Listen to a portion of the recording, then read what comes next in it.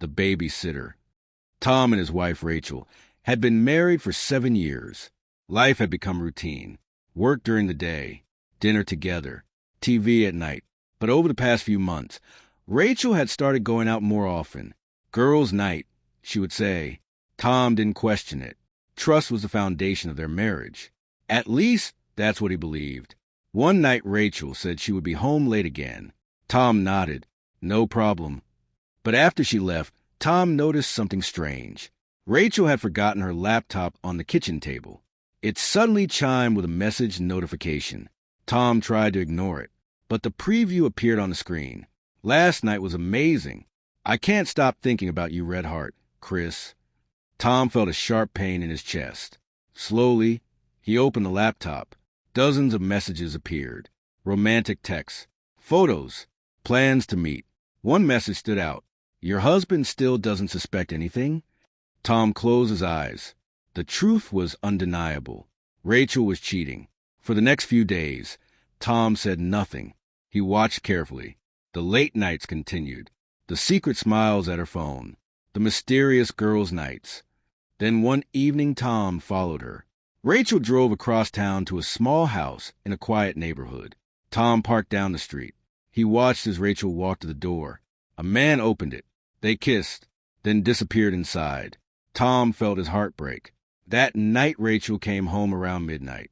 Tom was sitting quietly in the living room. "You're awake?" she asked. "Yeah." "How was your night?" Tom asked calmly. "Fun," Rachel replied. Tom nodded slowly. Did Chris enjoy it too? Rachel froze. The color drained from her face. "You what?" "I saw you tonight," Tom said. Rachel began to panic. "I can explain." Tom shook his head. "I don't think you can." Rachel started crying. "It just happened." Tom laughed bitterly. That's everyone's favorite excuse. "How long?" he asked. Rachel looked down. 5 months. 5 months. 5 months of lies. Tom felt numb. "Do you love him?" he asked quietly. Rachel hesitated. And that hesitation told him everything. Tom stood up slowly. Rachel whispered, "Please, we can fix this." Tom didn't answer. Instead, he said something unexpected. "I want to meet him." Rachel looked confused.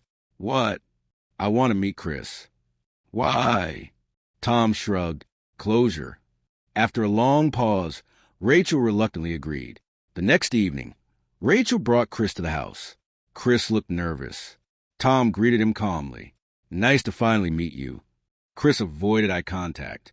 Rachel sat quietly on the couch. The tension in the room was heavy. Then Tom asked Chris a simple question. "How old are you?" Chris hesitated.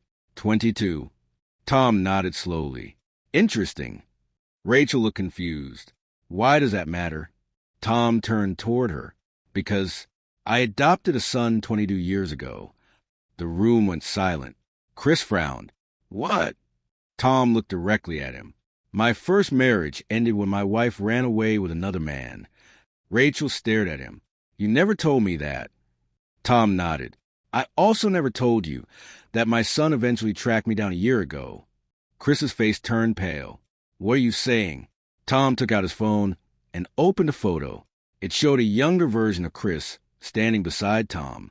"Because Chris," Tom's voice became cold, "is my son." Rachel gasped. Chris looked like he might collapse. Rachel whispered, "That's impossible." Tom shook his head slowly. "No." He paused. "What's impossible is how you both managed to destroy 2 relationships at once." The room was filled with stunned silence. Rachel stared at Chris in horror. Chris couldn't even speak. And in that moment, they both realized something terrifying. Their secret affair had just turned into a nightmare no one could undo.